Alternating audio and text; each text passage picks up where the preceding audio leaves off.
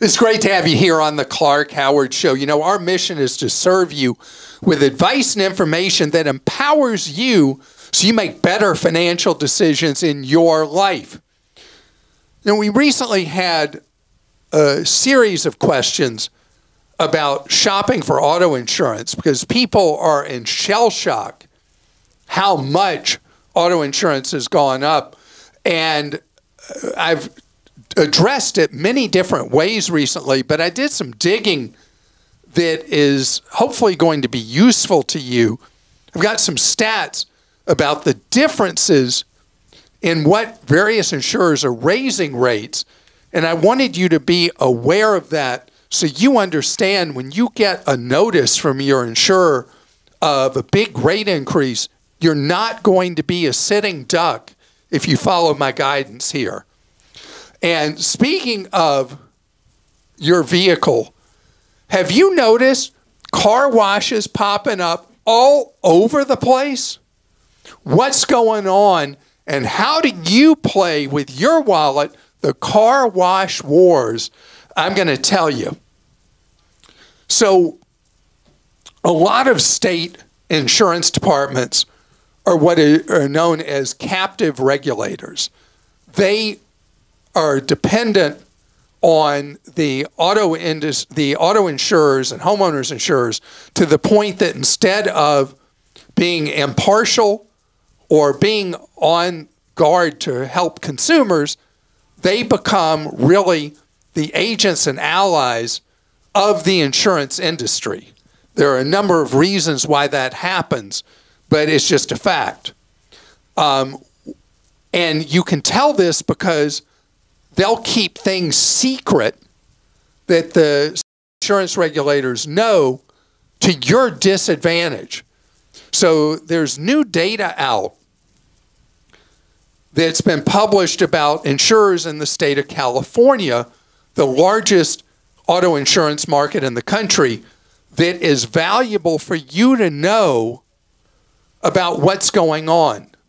So I told you last year that Allstate was in a world of hurt, had been losing a lot of money on their auto insurance book of business, and that the Allstate executives had told Wall Street they were going to raise rates as high as they possibly could. And that's now come true here in 24. How much is Allstate raising insurance rates? And this is a proxy for the country, and it'll vary by state. But they're raising rates in California, again, the largest insurance market, by up to 55% at renewal. You could have no change in your driving profile, no accidents, no tickets, no at-faults, and still get a renewal notice 55% higher. The average increase, 30%. Then let's compare that to Geico, another large insurer. Their average increase, 12%. State Farm, in many states the largest insurer, up 21% average. So what you need to know is that the loss ratios at different insurers are different. In fact, some insurers are making money right now on auto insurance, while others are losing money. And Allstate was losing buckets of money, which is why they are pushing their rates up through the sky. So when that renewal notice comes that says you're going to owe a zillion more for your auto insurance, do you just pay it? No, you don't. You shop the market. Shop the market. Because each insurer classifies individual drivers or a household differently. So you may have one insurer who's like, oh, well, we don't like blah, blah, blah, blah, blah, so we're pushing the rates up this much. Another insurer might not mind blah, blah, blah at all and offer you a much lower rate. The only way you know is to shop, and you need to shop the identical coverages. And this auto insurance thing is a problem around the country because when vehicle costs went way, way, way up and the value of used vehicles went way up, what it did was it meant that when you were in an accident, if they totaled out your car, the amount they were having to pay was much higher than their analysis said it would be, multiplied by the number of people who had vehicles totaled, and repair costs were higher. And so that is one of the factors that led insurers to be upside down in auto insurance.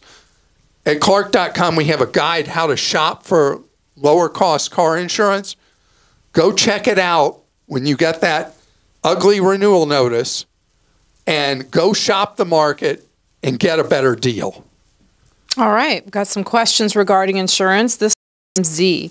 Our 20-year-old son got 2 speeding tickets. Oh. Yikes. How old's the son? 20. 20. Okay. Our homeowner's umbrella and car insurance were canceled. The insurer said to have him move out and they will cover us. Any advice? Okay, so that's a pretty radical solution. Kick the kid out of the house. Wow. So this is a point where you want to go to an independent agent. Independent agents are experienced old hands in the auto industry who deal with a lot of complicated situations. The fact that you've been, they refer to as non-renewed in the industry, not canceled. It's such a funny, silly distinction. And you tell the independent agent that who your insurer has been, that they're non-renewing you, and you need to shop that the only solution they gave you is to kick your son out. Wow.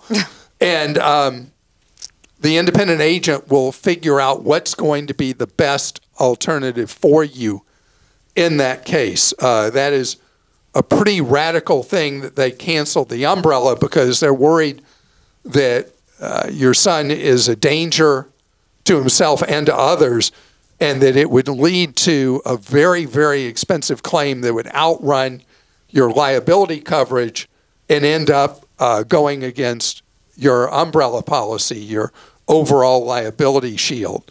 So you're going to have to shop because, I mean, kicking your son out, maybe if there's other reasons you want to kick your son out, that's fine. But that's a crazy thing for an insurer to ask of you or to tell you. Monty in Florida says, after a hailstorm, should I have an independent roofing company look at my roof first for hail damage or contact the homeowner's insurance company for an adjuster to come out and look at the roof? I have photos of the hailstones laying on my porch deck and yard. So, Monty, you know, you're in Florida, and this thing with the hail claims has become a real flashpoint, and the legislature has changed the rules on how this works for insurance because there was a lot of insurance fraud involved with the roof replacements. And there are roofing companies that go around and say, hey, you want a free roof? Want a free roof? Want a free roof? And they were defrauding the insurance companies saying that your roof was bad because of blah, blah, blah. I already said blah, blah, blah about something else. That's okay. That must be my end phrase this podcast. Yeah. Anyway, so if there's a kid in the neighborhood who loves flying a drone, get them flying that drone over your roof, and you'll be able to see real time if there is any possible hail damage on that roof. You can pay the kids some, $10, $20, have them fly the drone over and see what's actually going on up there. If there's no clear problem, you're not having any leaks in the house, then there's probably nothing for you to do at that point. On the other hand, if you do see clear damage, pay the kid for the micro SD card and have that for your insurance company. They can send out an adjuster, but the insurance companies do not trust the roofers right now. So getting a roofer to come out and say, I'm wondering if I have hail damage on my roof, the answer is always yes. Even if there is none, unfortunately, right now in Florida. And so that's what I would do. Start with the drone as true serum and move on from there. Yeah, because if you don't need to make a claim, you don't want to make a claim against your insurance, especially in the state of Florida. Peter in Nebraska says, both my wife and I are freelancers and we have one car. She needs the car way more often than I do, since a lot of times I work remotely. But if I get a gig that requires office work, I would need to get a car. My gigs are not longer than 2 months at a time, so I don't want to buy something. Is there a month-by-month car rental service that I could afford, or do I just go to the nearest airport and rent it? Keep up the great work you're doing for all of us. Well, thank you for that, and I'm so glad you asked about this, Peter, because there are several auto subscription services that are available regionally in the country, and from various automakers have been trying this. So what you do is you use whatever search engine you use, Google or whatever else, and put in auto subscription service, put in the nearest big city to where you live, and then if there's none available in the nearest big city, if you're going to have one for a couple of months, check a city within a few hours from you and see if there's an auto subscription service available. The largest coverage in the United States of auto subscription service is from the European-owned car rental company called Sixt, S-I-X-T, and you pay a subscription fee, and then depending on which level of vehicle you want to subscribe to, you pay a monthly fee for it, and the thing is pretty much cancelable whenever you want, which fits more the idea of what you're interested in. You may also be able to go to a local-only rental company and see if there is any kind of monthly rental you can do with them. In other words, off airport. I would start with a local enterprise location, non-airport enterprise location, and see if there is some kind of reasonable monthly rate they can offer you on rentals. Coming up ahead, one thing you'll never do with that subscription or rental car, you'll never wash it. But the rest of us, car washing's really in, and I want to tell you how to play this new competitive game. Car washes are in. I mean, it is crazy how many car washes there are across the country. Bloomberg reports there are now 60,000 car wash locations in the United States, and it's growing virtually exponentially. And what led to this was whoever the brainiac was who came up with the idea of a monthly subscription following the idea of fitness centers was brilliant. So what happened with the model for car washes is they raised the cost of a single car wash. I mean, if you remember, when we first ended up with what the marketplace would consider to be too many car wash locations, the price of a single car wash started going down. A lot of places down to $5, then down to $3 for an automatic car wash. Now, in most of the country, the individual car wash, the most basic wash, the industry is settled at $10. And why have they settled at $10? Because they use this as a sales tool to try to get you into a monthly subscription. And there are people, just as with a fitness center, there are the people that are the gym rats that are there day after day after day, but most people even seem to forget that they joined a gym. And so the car wash business is opening up like crazy just to sell monthly subscriptions that most people never use.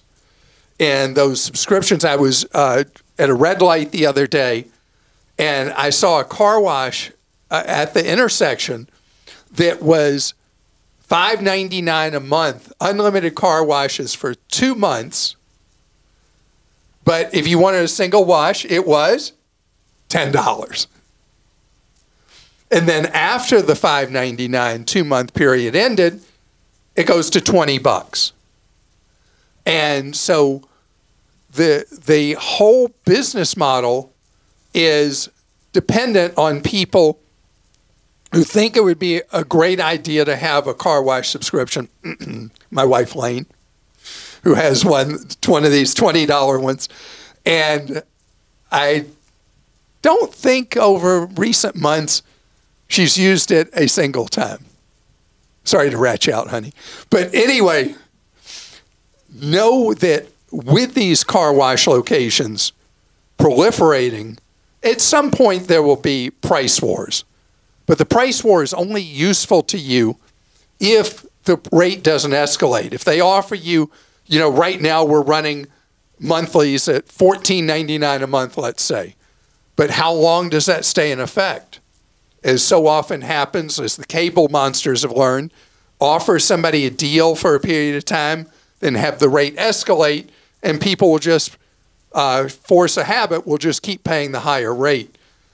But know that everything about it is getting you to get one of those stickers that gets you, that's read electronically, that gets you the unlimited car washes, and know that's the deal. And if you know yourself that you'll get that car washed enough to make it work for you, then fine. But if you find that you're not using it, go through the process to discontinue. I did find out that my son also signed up for one of these, and he wasn't going either. And he went by, the first 2 times he went by to cancel, he was told, oh, well, the person who can do that isn't here. And I said, go back another time. And he was finally able to cancel the 3rd time. So it is clear as could be that my family is just conspiring against me, trying to spend all my money. No, that this is the business model. Understand it. Protect your wallet. All right. Are you a member of any of these things? I'm not, no. Blake in Utah says, we have been with Gab Wireless for our elementary age kids. The devices are awful. We see similar reviews for other companies. We would love to just get an Apple Watch for them to use. What is the best and most Clark budget-friendly way to get service for an Apple Watch without a phone line connected? And I did look at Gab Wireless, and a lot of people do love it. Yeah. So these kids' devices, some are sold by the cell carriers themselves, under what's called white label. You don't even know who made them. And others are branded themselves, selling themselves like Gab. And these are designed for people who want to be able to stay in touch with their younger child, but not have them yet with a full capability, with a full phone. And so this has been a difficult journey for a lot of parents. And I want to tell you that Apple finally cracked the code on this.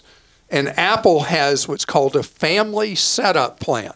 So you can, because Apple wants to get from a very young age people into the board collective of Apple products. Smart. So Apple has this thing where you set up a family account called the Family Setup, and you can put an Apple Watch with cellular on your child's wrist, not being tied into an iPhone. Because normally with an Apple Watch, you have to have an associated iPhone with it. But with this family setup thing, you don't have to do so. And all the big cell phone carriers and some of the prepaids participate in offering the cellular plan for an Apple Watch without the kid having an iPhone, but assigned within this family setup. And I hate to say it, if you go to a cell phone store, they're not going to know about it likely. So go to Apple's website and put in the search bar family setup, and it will explain how it works, and you'll explain it to the people at the cell phone store how it works. Lisa in New York says, my husband used to make and sell birdhouses.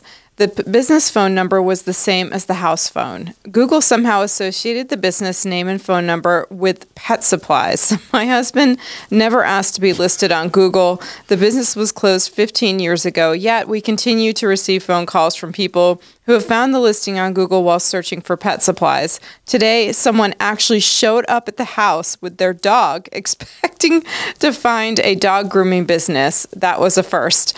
Do you have any advice on how to disassociate our address and phone number from Google's business listing? So we had this complaint from someone that was different like 2-3 years ago. I don't know if you remember this, but they were falsely listed as having a business they never had at their home address, and people were coming to their home address, and they couldn't figure out how to fix it. And this is not, although it's not a regular thing, it does happen. It's not an isolated incident.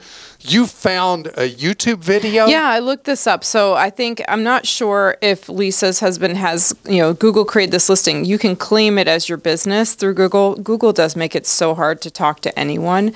But if you have the business listing and you claim it as yours, you can watch, there's a YouTube video, there's many, but I watched one, how to remove your phone number from a Google business listing, and you can get it completely removed and your address as well. So I would try to follow those steps. That's the main thing to do, is you've got to get it out of there. So the first thing is they've got to claim it, even though it's a dormant business, they have to claim it. Yeah.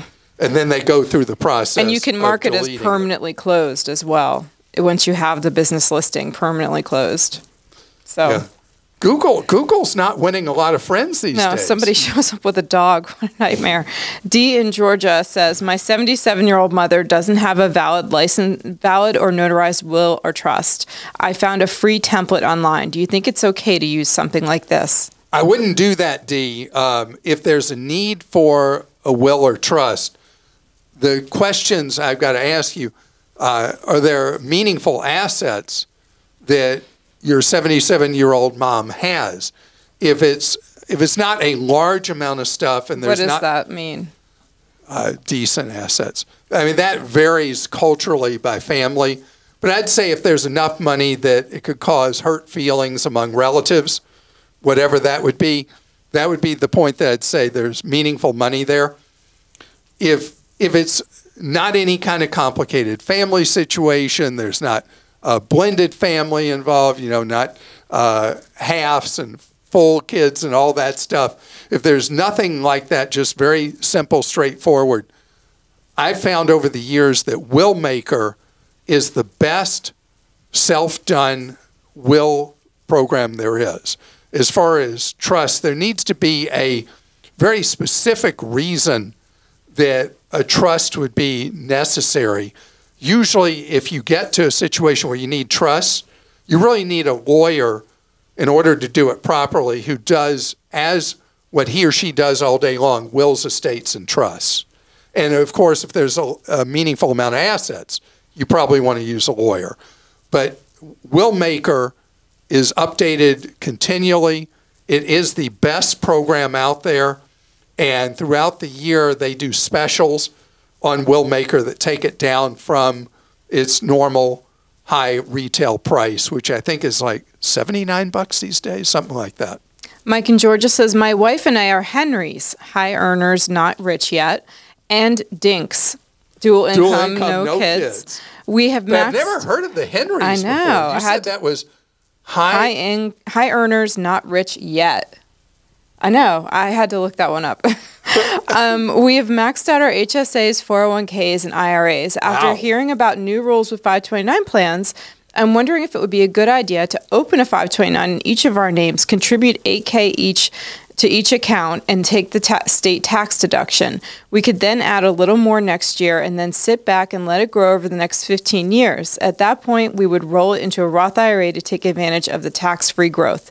What are your thoughts on this? Okay, so you're only allowed to a max of $35,000 to move from a 529 after the 15 years into a Roth IRA. And there's a lot of buzz in the financial community that the IRS final regs are going to purposely invalidate people using this as a backdoor method into a Roth.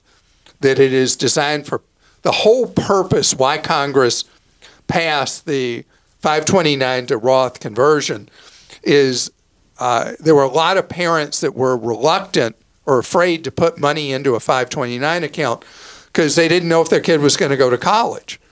And so you have this money in there, and it's a tax time bomb if a kid ends up not going to college. So they said, well, maybe we could get people to participate. We gave them this carrot where the money, if a kid didn't go to college, could go into a Roth IRA. Then immediately, when this became a thing you could do, people were like, wait a minute, I don't income qualify for a Roth, or I'm maxing out my Roth, and I want to put more tax-free money aside. Why don't I do this 529, name myself as beneficiary, and then 15 years later, migrate it tax-free into a Roth? The states are already on to this, and apparently there's going to be recapture of whatever state tax deductions there are if the money later is moved to a Roth from a 529. But in terms of you doing this as an adult, naming yourself as a beneficiary and then doing it, it's too early to have a sense whether that's something that's going to be green lighted. So I'd sit on your hands for now and let's see if that does become a thing or if that might backfire on you. And then you've got the 10% federal penalty and tax, ordinary income tax rates on all the earnings. I mean, you compare it to that tax time bomb, just putting additional money in an investment account in index funds or index type ETFs would be a much lower tax risk than the possibility of 529 money blowing up on you down the road until it's clear whether this is going to be a really great tax dodge. And thank you so much for joining us on today's podcast. Know that every single day we have information for your wallet for you with our free newsletters. And our newsletter subscriber lists are growing quite nicely, which means people are finding useful information they can act on in their lives. If you go to clark.com/newsletters or newsletter, you'll see what we got. And again, they are free. And know what we're about with our newsletters, our websites, our social media, our Team Clark Consumer Action Center, what I do on radio, TV, newspaper, everywhere we're doing it. It's all devoted to one purpose: you learning ways to save more, spend less, and avoid getting ripped off.